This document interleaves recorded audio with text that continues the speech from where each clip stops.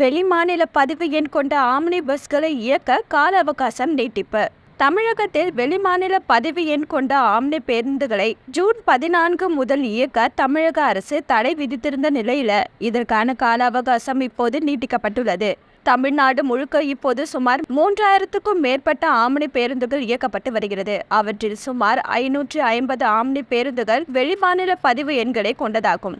முன்பு தமிழகத்தில் ஸ்லீப்பர் பேருந்துகளை பதிவு செய்ய முடியாத சூழல் இருந்தது. இப்போது அதுபோல வெளி மாநிலங்களில் பதிவு செய்து தமிழகத்தில் ஆம்னி பேருந்துகளை இயக்கி வந்தனர். அப்போது இதுபோல வெளி மாநிலங்களில் பதிவு செய்து தமிழகத்தில் ஆம்னி பேருந்துகளை இயக்கி வந்தனர். இருப்பினும் சில ஆண்டுகளுக்கு முன்பு ஸ்லீப்பர் வசதி கொண்ட பேருந்துகளையும் தமிழகத்திலேயே பதிவு செய்யும் வகையில் விதிகள் மாற்றப்பட்டன.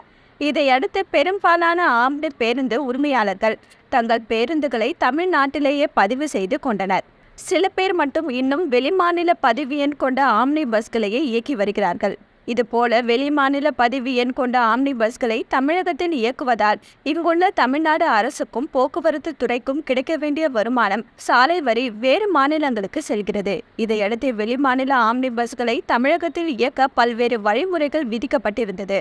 மேலும் வெளிமாநில பதிவு எண் கொண்ட ஆம்னி பஸ்களை உடனடியாக தமிழகத்தில் பதிவு செய்யும் உத்தரவிடப்பட்டிருந்தது.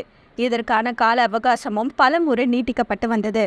இதற்கிடையே ஜூன் 14ஆம் தேதி முதல் வெளிமாநில ஆம்னி பஸ்களை தமிழகத்தில் இயக்க தமிழக அரசு தடை விதித்தது. கால அவகாசத்தை நீட்டிக்க முதலில் நடந்த பேச்சுவார்த்தையிலும் பலன் கிடைக்காத நிலையில் வெளிமாநில பதிவு எண் கொண்ட 550 ஆம்னி பேருந்துகள் தமிழகத்தில் இயங்க முடியாத சூழல் ஏற்பட்டது. இதற்கிடையே மீண்டும் இரு தரப்பிற்கும் இடையே பேச்சுவார்த்தை நடந்த நிலையில் வரும் திங்கட்கிழமை வெளிமாநில பதிவு எண்களை கொண்ட பேருந்துகளை இயக்க தமிழ்நாடு அரசு அனுமதி கொடுத்துள்ளது. வார விடுமுறை பக்ரீத் பண்டிகையை கருத்தில் கொண்டு இந்த கால அவகாசம் நீட்டிக்கப்பட்டுள்ளதாக தகவல் வெளியாகியுள்ளது. அதே நேரம் திங்கட்கிழமைக்கு பிறகு வெளிமாநில பதிவு எண் கொண்ட ஆம்னி பேருந்துகளை தமிழகத்தில் இயக்கினால் கடும் நடவடிக்கை எடுக்கப்படும் என்று கூறப்பட்டுள்ளது.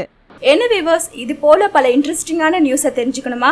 அலோ சிட்டி டிவியை லைக் பண்ணுங்க, ஷேர் பண்ணுங்க, மறக்காம சப்ஸ்கிரைப் பண்ணுங்க.